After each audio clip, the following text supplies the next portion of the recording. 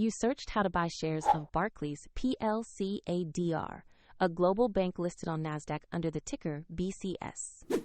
This short educational guide explains the basic steps and is not financial advice.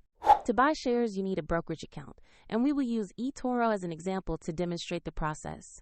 After registering, you must verify your account, typically with an identity document, and add funds before buying.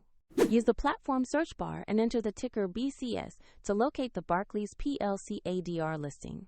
Confirm you have the correct result by checking the NASDAQ exchange and the company name.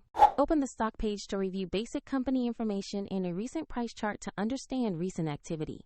Make sure the page shows Barclays PLC-ADR and ticker BCS to confirm it is the right asset. Click Invest or Buy. Enter the amount you want to purchase, review the order details, and then confirm to place the trade. If the market is closed, your order may be scheduled for the next trading session. And if you lack funds, the platform will prompt you to add money before confirming. After execution, your position will appear in your portfolio where you can monitor it and set alerts. If you want to follow the same example, find the eToro link in the description.